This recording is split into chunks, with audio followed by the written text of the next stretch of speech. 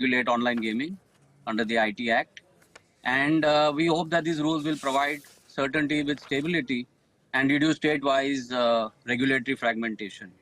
So as the AIGF, we are extremely happy because the first consultation, as you mentioned, happened in June. So in quick time, in almost 7 to 8 months, the draft came out in January, and here we are today with the final rules. So we think it's a great move for the industry, and this will also give certainty to the online legitimate games, including pay-to-play gaming, and that is clearly differentiated from online betting and gambling, as mentioned by the minister. Absolutely. And yes, the hope is that this will, in a sense, provide certainty as far as the playing field is concerned. But we will need to see whether this is going to be something that state governments will follow through on. Trivikraman, let me come to you now. And let's look at the specifics of what the final notification is saying. It says that the online real money game does not involve wagering on any outcome. And the online gaming intermediary and such online game is in compliance with provisions of Rule 3 and 4. So essentially, as we just heard from the minister as well, saying online wagering will run foul of the rules that have been notified by the government today. How do you see industry reacting to that? I'll come to play in just a second, but I wanted to get your comments on this. Yeah, I mean, I think our understanding of wagering on outcome, and I would speculate and say that's likely the understanding of the entire industry, is basically that wagering on games which are purely outcome-based and do not involve any performance of the user. For instance, roulette, where you're just betting on or wagering on whether the ball lands on number 3 or 5 or 7 or whatever that might be. Those are the games that I think these rules will not allow.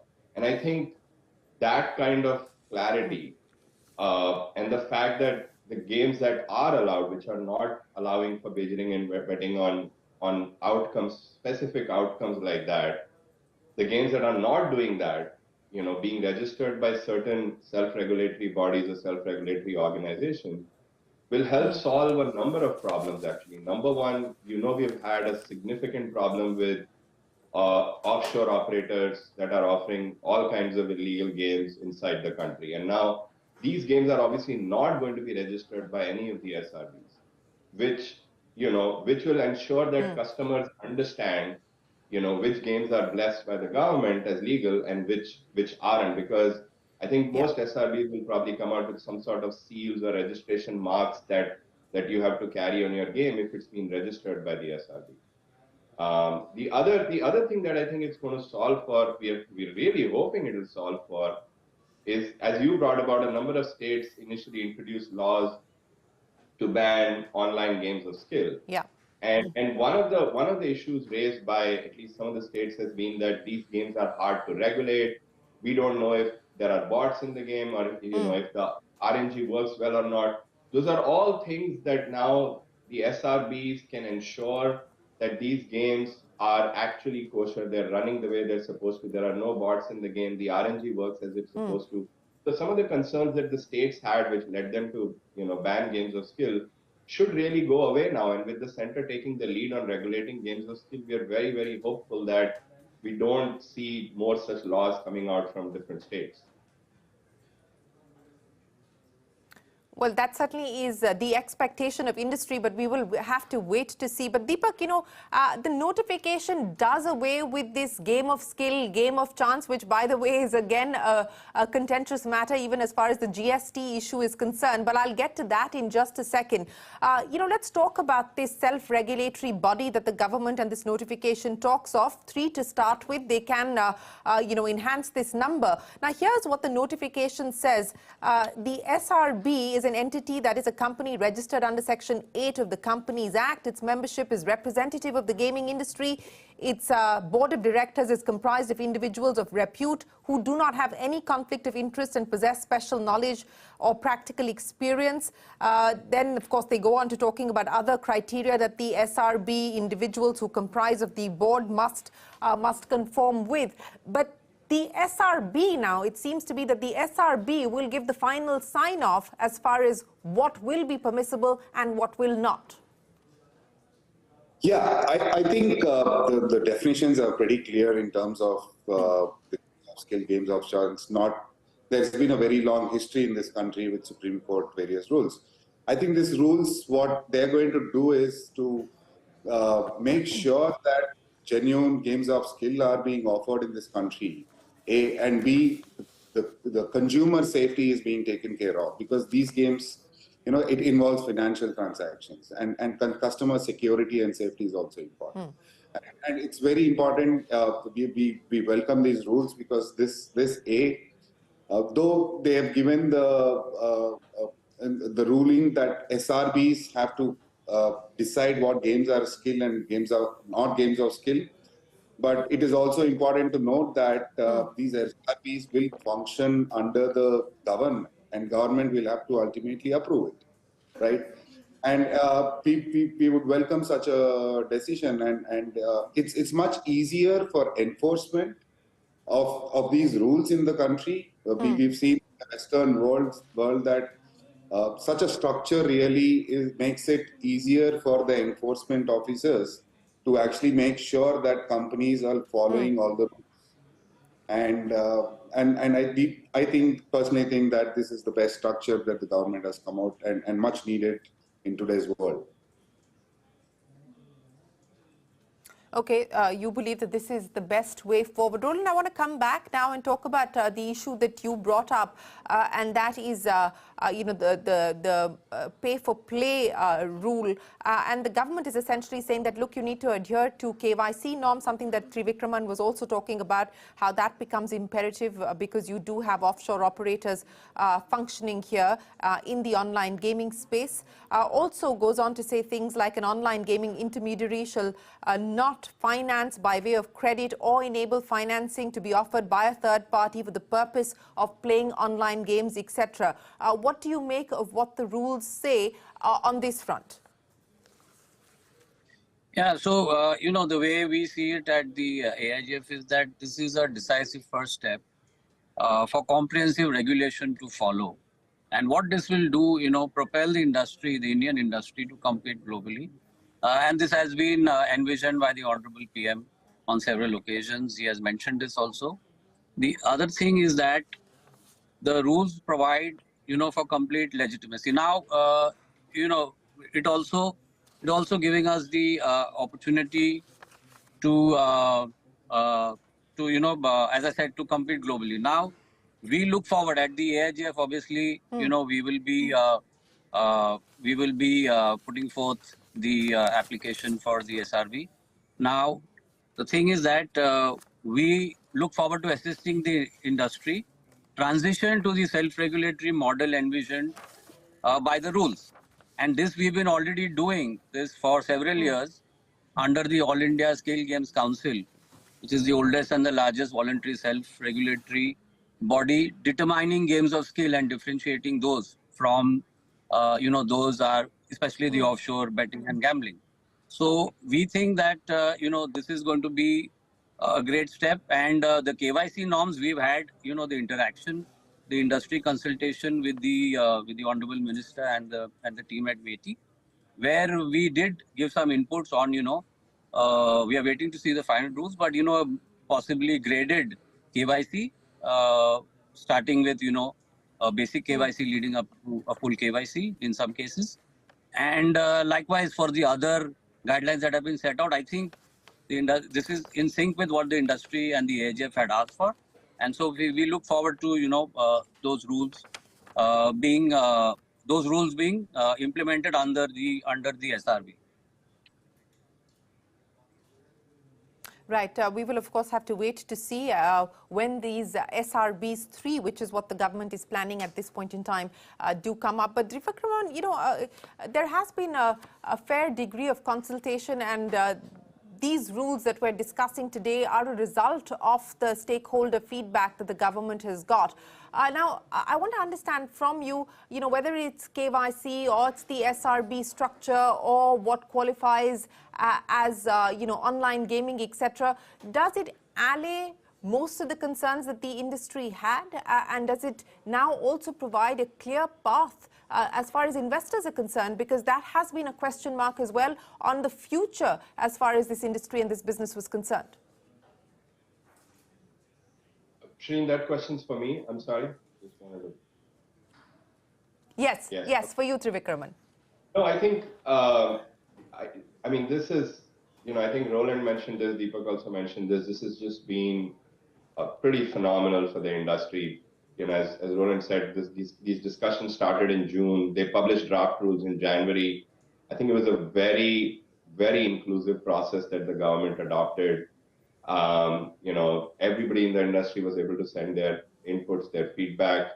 And then the Honorable Minister and the Ministry committee basically organized a live session where industry members, and others were invited to present their views. And I think, we don't, again, just like you, we haven't seen the final draft rules, but given how the process was and how inclusive it was and how our feedback was taken, I'm expecting that it will address most of the concerns that the industry had raised.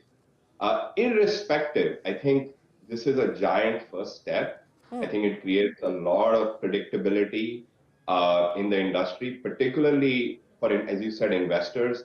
I think this is going to bring more capital to the industry. This is going to create more startups, bring more entrepreneurs. It's just going to drive a lot more growth. And it is, as Deepak said, like a really awesome first step. Is there going to be more work beyond this? For sure. As Roland said, I think the eventual goal is to get to an online gaming law.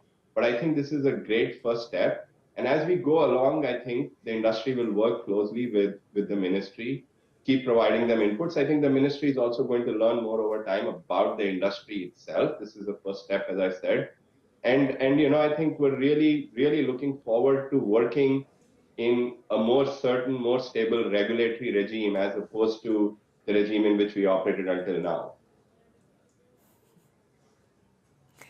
Yes, that certainly is the hope, that we won't be hit with ordinances, or the industry won't be hit with ordinances that we have seen many state governments resort to, and that is the expectation. But Deepak, let me end by asking you, as both Roland and Trivikraman pointed out, that a lot of the consultation has happened and that has resulted in these rules being notified. But any specific areas that you would like the government to look into? There is, of course, the need of a grievance officer, grievance redressal, and so on and so forth, which I know that industry itself, as part of its code of conduct, has been looking into. But, any friction points that you would like the government to address? No, we are yet to see the rules and yet to understand what exactly has been drafted fully. But I want to make a point that both AIGF, EGF as a body, and we've been operating these businesses through these federations as a self-regulated companies for the last about 10 to 15 years, and we have a lot of rules that we already follow. A lot of the members of both AIGF and EGF already follow a lot of set of rules. And we make sure there's customer security, KYC process being followed. All these companies are audited. So we have a lot of experience, and we want to see how the rules are fully drafted. And we've actually, as Vikram said, we work with the governments to make sure these rules are framed in a way that will help both the companies, the industry grow, invite a lot more investments, and most importantly, right.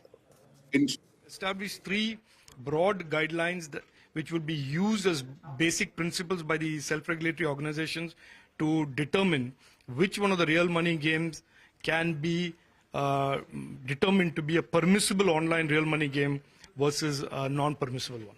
But just for clarity and for the benefit of our viewers, the mere aspect of there being a payment element does not bar a game altogether. Absolutely. Real money games don't mean that they are not permissible. Real money games which involve wagering on the outcome of that game, regardless of whether that game is a game of skill or a game of chance. But when it involves money, there is no problem if it only involves money. But the moment it involves money and is a real money game, but involves wagering on the outcome of the game, then that's a no-go area for the Indian internet. So another key aspect that you pointed out was the SROs, the function of deciding which games are permissible and which aren't. And that function has been delegated to the SROs. Can you tell us about the number of SROs that we're looking at, the composition of the SROs, how will they go about it? Yeah, look, this is, first of all, you are aware that the whole online gaming space is a multi-billion-dollar opportunity for Indian startups and young Indians all over the country. And so therefore, our whole objective is not to be policing the online gaming, but certainly to regulate one small sliver of it. And we want the online gaming ecosystem to grow rapidly to being a multi-billion-dollar ecosystem over the next coming years. But very clearly, it is also clear from the industry and indeed all stakeholders that they don't want government too deeply involved in this innovation ecosystem, and that has been the direction from our Honorable PM as well. So we have created these institutions called the SROs, which will be built around the stakeholders of the gaming industry, including but not limited to industry, and they will be based on the principles that the government has laid down on permissibility of non-wagering, user harm and addictive behavior of games. Using those basic principles, they will create the capability and capacity to be able to scrutinize online gaming and certify them. One final question, sir, on the issue of the government barring wagering and betting in all shapes and forms as far as these rules are concerned. We've also seen very specific legislations by individual states. There has been an apprehension expressed that perhaps this may build in redundancies in law where gambling is being barred by different legislation. Look, whenever there is a state that is doing this in the interest of being right, which is basically they want to prohibit betting, these online gaming rules today are completely consistent with that. But if there are some states or some jurisdictions that are trying to slice and dice wagering into other slivers and are doing so for vested interests, certainly they will come in conflict with these rules. We are very clear. We do not want the Indian internet to have something as harmful as betting, whether they are foreign platforms or Indian platforms. We have also made sure through the rules that there will be no surrogate advertising or any kind of indirect presence of these betting platforms on the Indian internet. And the IT Act and the rules are what regulate the Indian internet. And so we have the rules today. So one question on misinformation, that's the big takeaway as far as the IT rules, of course, are concerned. Just a word in terms of what the implications could be in terms of intermediaries and how will this fact checker be notified? These are the two aspects that the industry is hoping for. Yeah, so I think today's PIB fact checking inclusion in the rules is a continuation of what we did in October 2022, where we put down a very clear rule under 31B5, where misinformation and patently false information, it is an obligation of the intermediary to not host that type of content. And so today what we have said is to help those intermediaries who say, how do we determine what is patently false or what is misinformation? What do we do? How do we do this? We have said in the context of government information, there will be this fact-checking unit that will tell you what is right and wrong. And it's certainly up to you to go by their fact check. And if you choose not to do so, then those who are aggrieved by the false information or the fake information will certainly have the right to pursue their case in the court of law. Thank you so much for joining us on CNBC-TV18. Well, that is the Minister of State for Information Technology, Rajiv Chandrasekhar, in conversation with Ashmit Kumar, our colleague who's there. Let me very quickly get wrap-up comments from our guests who have been listening in. Trivikraman, you were talking about this business of the government saying that wagering on the outcome will not be permissible. Of course, the SRBs will now need to look at what is permissible or not. But just on balance, from what you heard there from the Minister, your quick takeaway. Very encouraging. I mean, I would say, especially the part about, this has been a key area of concern for the industry, the whole state center thing. I think he pointed out that states can and they have the prerogative to pass laws against, games that involve betting, which are exactly the kind of content that MeitY is saying that will not be allowed under the SRBs. But if the states, and I'm maybe paraphrasing him to some extent here, but if the states were to, slice and dice things more finely and try to ban games, for instance, games of skill, this would be my take, on which people are putting money in the form of entry fees to win prizes, then that will certainly come in conflict with the rules. And I hope that that states are going to take cognizance of that and ensure that we won't end up in a space where we're having rules that state-centered rules that are conflicting with each other. Yes, well, we will have to wait to see whether there will be conflicting views coming in, but that's the view from the central government. Roland, Deepak and Trivikraman, many thanks for joining us here as we made sense in real time of the notification issued by the central government on online gaming, what is allowed, what is not allowed. And of course, this is a developing story. And as they say, the devil often lies in the details. So we will, of course, pore over the fine print and come back to the three of you for further clarification if needed. Many thanks for joining us here on the News Centre. We will take a break. There's a lot more coming up. Don't go anywhere. We're back in a minute with more.